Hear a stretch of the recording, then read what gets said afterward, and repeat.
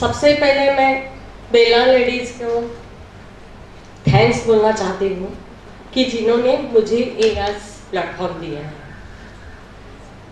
मैं अरुणा शाह, मेरा जन्म 1963 कुरुंदवाड़ नरसोबावाड़ी एक छोटे से गांव में हुआ और 40 लोगों की जॉइंट फैमिली में मेरा जन्म हुआ।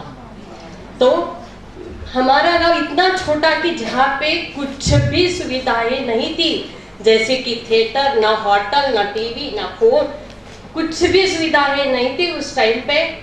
और उस टाइम पे मेरे घर से हम कजिन्स 22 भाई बहन स्कूल जाने वाले। तो इस टाइम पे स्कूल जाते टाइम हमको एक दायरा हमारे जीवन का बना हुआ था। एक तो जॉइंट फैमिली, इतने सारे बच्चे हम जाने वाले, तो उसमें क्या घर, मंदिर और स्कूल, उससे ज्यादा कोई भी कनेक्टिविटी हमारी बाहर नहीं थी कि जहाँ पे हमारी कम्युनिटी के भी खाली 10 परिवार थे। तो दूसरा कोई भी हमारे साथ में ऐसे कोई भी फंक्शन या कुछ भी हो कि हम जा सकते थे, कुछ भी नहीं। एक दायरे में ही मैं पली हूँ, बड़ी हो गई हूँ।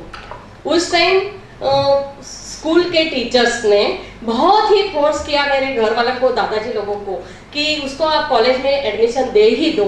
और मुझे सबसे पहले 22 में कॉलेज में एडमिशन दिया गया और मराठी मीडियम में मैंने बीकॉम की डिग्री हासिल की।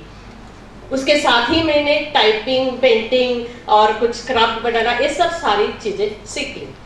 1988 में बेलगाम के राजकमल फैमिली से संजय झा के साथ में मेरी शादी हुई और हमारा ट्रक लाइन स्पेयर पार्ट्स, ये ऑटोमोबाइल का बिजनेस रहा।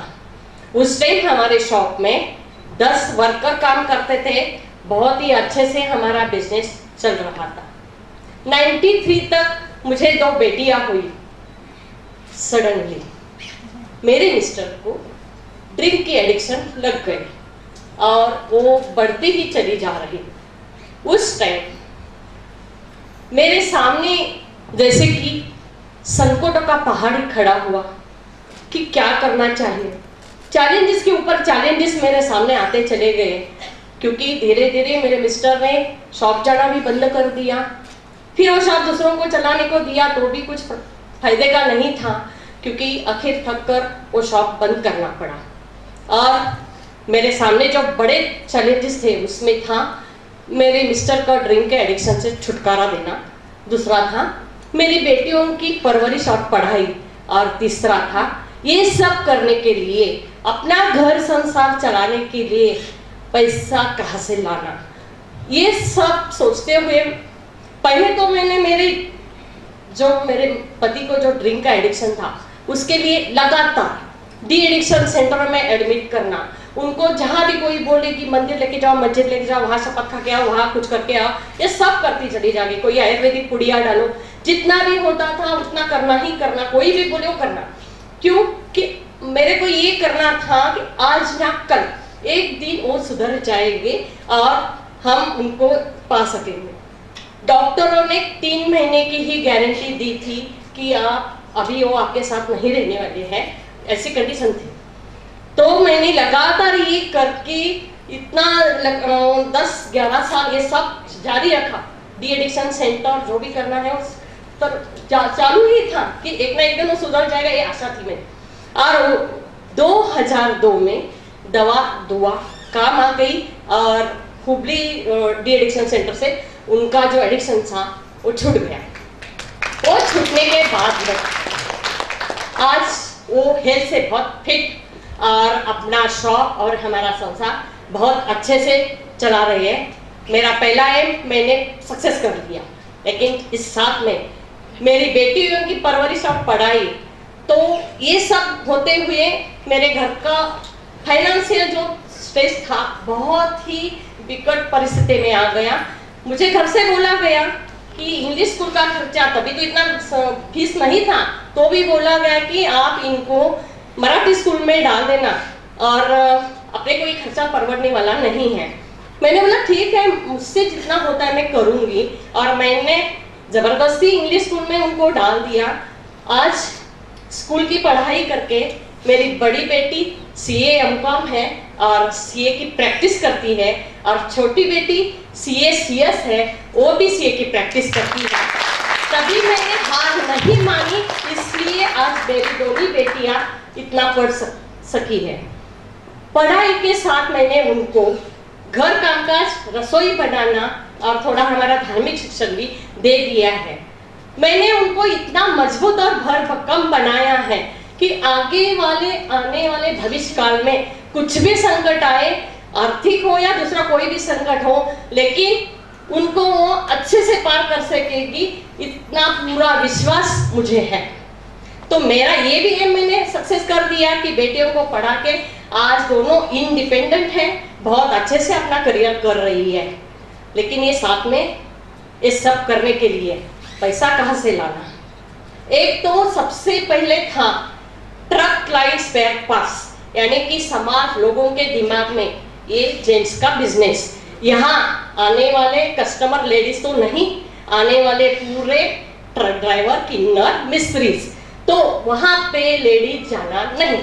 तो घर से ही मुझे पहले ही मना था। मेरे ससुर भी बेड रिटर्न थे, मेरे हस्बैंड भी कुछ नहीं कर रहे थे, दुकान तो बंद पड़ा है, लेकिन मैं पूछी तो भी कभी नहीं बोला कि तू जा सकती है, तुझे जाना नहीं, वहां तू काम नहीं कर सकती है। ये सबका, समाज का, घर का, पियर वाले, ससुराल वाले, सबका यही, वो जगह लेडीज के लिए नहीं है।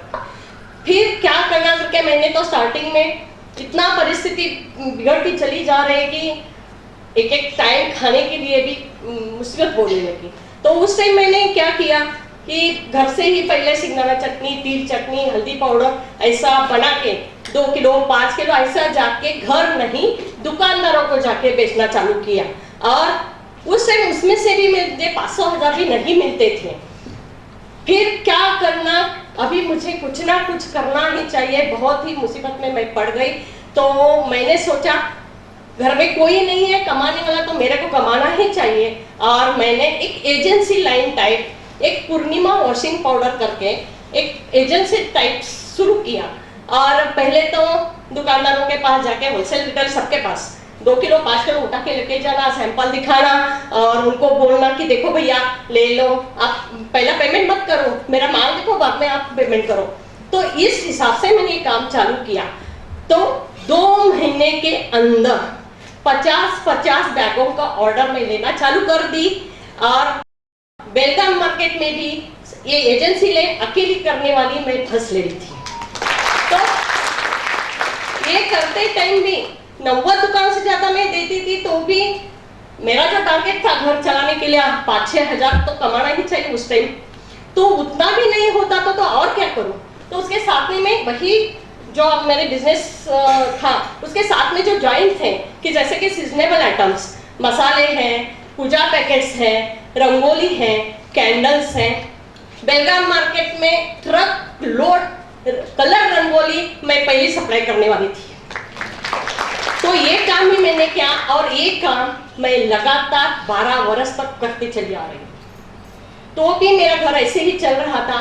लेकिन जब मेरे मिस्टर 2002 में उन्होंने जो एडिक्शन छोड़ दिया, फिर सबसे बड़ा क्वेश्चन अब क्या, क्यों कि इतने साल से बंद पड़ा हुआ दुकान और ठीक होने के बाद उनको तो कुछ काम करना है, लेकिन नॉलेज दूसरा कोई भी नहीं ऑटोमोबाइल्स का, तो क्या करना करके उन्होंने बोला मैं तो दूसरा कुछ नहीं कर सकती हूँ, और ना तो साथ देती है, तो हम यही दुकान फिर से चालू करेंगे।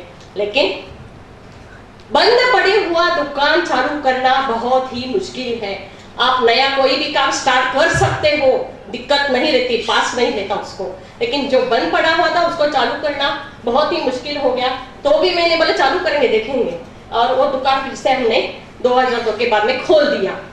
सबसे बड़ा प्रॉब्लम पड़ा हुआ डेड स्टॉक, और उस 5-7 साल में नई नई फिर से ट्रक्स आने लगी, वो तो अपने पास पार्ट्स नहीं है।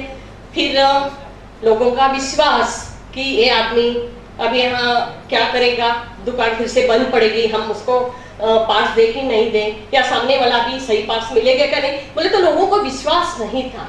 दूसरा था कि ये सब नया चालू करने के लिए कैपिटल कहाँ से लाना, तो सबने हाथ दे दिया था, जो करना है आप करो। तो मैंने सोचा PMRY मीन्स पंतप्रधान रोजगार योजना ऐसा कुछ था, तब एक स्कीम था, उसमें लोन मिलता था। तो वो लोन के लिए मैंने एप्लीकेशन डाल दिया और 80,000 का लोन मुझे मिल गया। लेकिन वो लेने के लिए भी 2-3 हजार दिए, तो वो पेपर वर्क करना और लोन पास करवा के देना वो करते थे तभी कोई लोग, लेकिन उतना भी पैसा मेरे पास में नहीं था कि मैं वो 2-3 हजार भरूँ और लोन ले लूँ। तो मैंने वो कोई सिखाते थे, ऐसे प्रोजेक्ट सिखाते थे लोन देने के लिए, तो 8 दिन का वो प्रोजेक्ट कोर्स ऐसे ही बैठ के किया क्योंकि मुझे लोन चाहिए। फिर ये लोन मैंने पास करवा के लिया और वही दुकान में डालकर हमने नए पास लेने का, लेकिन लोगों का विश्वास तो भी नहीं होता था। लोग बोलते थे कि कैसे होगा। पहले तो मैं लेडीज बैठी हुई देखी तो लोग आते थे दूर से ही, पहले देखते थे ये नहीं है कौन, चलो इसको क्या आता है, इसको क्या पता है, ये क्या पास दे सकती है। लेकिन बाद में लोगों को मालूम होने लगा कि ये कर सकती है, ये दुकान में ऐसे कैश काउंटर पे नहीं बैठी है, वो सब कुछ कर सकती है। एक ट्रक बनाने के लिए 1,77,000 पार्ट्स बनते हैं, तभी एक ट्रक खड़ा होता है।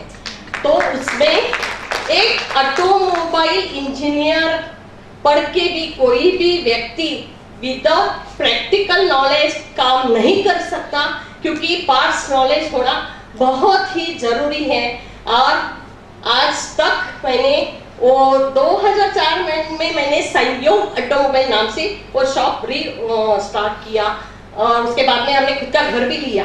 फिर वो दुकान में आज तक मैं और मेरे मिस्टर बैठते हो, ज्यादा से ज्यादा नॉलेज मैंने पास का ले लिया है।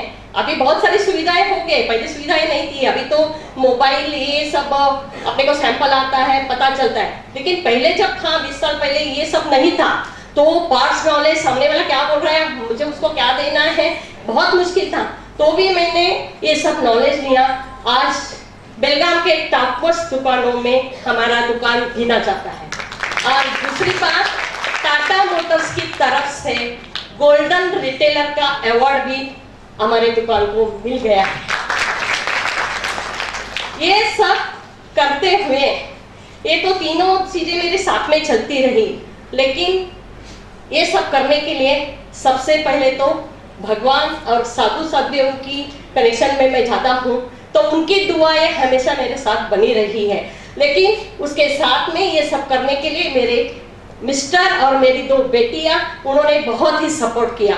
तो इसमें भी मैं बहुत सारे समाज का ऋण चुकाना और ये मेरा फर्ज है, ये सोच के मैं बहुत सारी संस्थाओं से जुड़ी हुई, जैसे कि जियो फाउंडर मेंबर, जियो चेयरपर्सन, जितो चेयरपर्सन, स्वर संगीत वधू और महिला मंडल कोल्हापुर की कमेटी मेंबर, चंद्र प्रभु पूजा मंडल एक्टिविटी मंडल 20 साल से ही चला रही हूँ। और दूसरा है भगवान महावीर जन्म कल्याणक समिति की मैं कमेटी मेंबर हूँ। ये सब संस्थाओं से जुड़कर जितना भी मैं समाज सेवा कर सकती हूँ वो करती हूँ। दूसरी बात, मैं येलो जॉन्डिस की दवा देती हूँ आयुर्वेदिक, और जो विदाउट फीस लेके मैं देती हूँ, और 100% क्योर होता ही है पेशेंट। आज तक 100 से ज्यादा लोगों को मैंने क्योर किया है। ये सब करते हुए मैं आप सभी को बोलना चाहती हूँ कि पहले एडिक्शन, थोड़ा लोग ऐसा सोचते हैं कि ये अभी छोड़ेगा नहीं, उसको छोड़ दो। तो और मेरे मिस्टर को भी बोला था कि 2-3 महीने में वो जिंदा नहीं रहेगा, लेकिन एडिक्टेड व्यक्ति को उसका एडिक्शन छुड़ाने के लिए फैमिली और समाज का सपोर्ट होना बहुत ही जरूरी है। और उसके साथ में उसकी जो अपनी विल पावर है वो हम सब बढ़ाते हैं, वो 100% एडिक्शन से छूट जाता है। तो उसके लिए आपको फैमिली को उसको मदद करनी चाहिए। बेटियों को पढ़ाना ये ऐसा है अभी आजकल कि बहुत बड़ी पढ़ाई हुई तो सामने उनको शादी कैसे होगी, लेकिन ये सोच के बेटियों को ज्यादा पढ़ाया तो सामने वाला कैसा मिलेगा, ये सोच के पढ़ाई बंद मत करो। उनको पढ़ाओ, उनको इंडिपेंडेंट बनाओ कि जो अपने पैरों पे खड़ी हो जाए, कोई भी मुसीबत आए तो उसके फाइट कर सके। ऐसा मजबूत बेटियों को बनाना ही चाहिए। कुछ भी हो जाए वो अपना आने वाला भविष्य सुधर सके। और तीसरा जो है, पैसा कमाने के लिए कोई भी काम छोटा बड़ा नहीं होता। मैं भी एक बहुत बड़े घर से थी, लेकिन कभी भी मैंने लाज शर्म नहीं रखी कि मैं ये काम क्यों करूं, मैं ये मार्केट में क्यों जाऊं। लोग बोलते थे ये नहीं करना, ये नहीं करना, लेकिन कोई अपना घर संसार चलाने के लिए नहीं आता। ये सोच के कोई भी काम अपना इनकम करने के लिए, घर चलाने के लिए छोटा बड़ा विचार न करते हुए आपको करना चाहिए। दुनिया की, लोगों की, समाज की डर या लाज शर्म रखनी नहीं चाहिए, क्योंकि आप सही काम कर रहे हो तो कोई आपको बोलेगा नहीं, लेकिन इनकम के लिए कोई भी गलत मार्ग भी अपनाना नहीं चाहिए। और दूसरी बात, जब आर्थिक संकट खड़ा होता है तब हम सोचते हैं कि कोई मुझे मदद करेगा या मेरे को वो स्टेट मिल जाएगी। ये सोच के जब आप ऐसे ही बैठे रहेंगे तो कुछ भी नहीं कर सकते हो। वो मिलेगा तो मिलेगा, लेकिन तब तक आपको खुद का कदम उठाना ही चाहिए और आपको आगे चलना ही चाहिए, तो आप कुछ कर सकते हो और घर परिवार को चला सकते हो।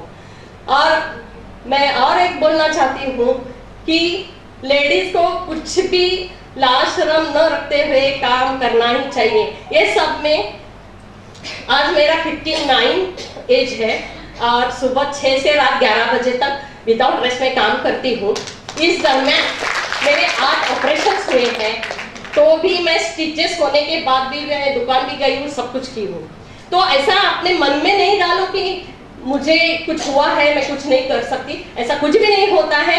हम मन से ठान लिए, जिद करके करें तो कोई भी काम हम कर सकते हैं। वक्त हंसाता है, वक्त रुलाता है, वक्त ही सब कुछ सिखाता है। वक्त की सही कीमत जो पहचान लेता है वही सही मंजिल को पाता है। Women is unstoppable. Thank you everyone. Thank you Bella, audience and sponsors.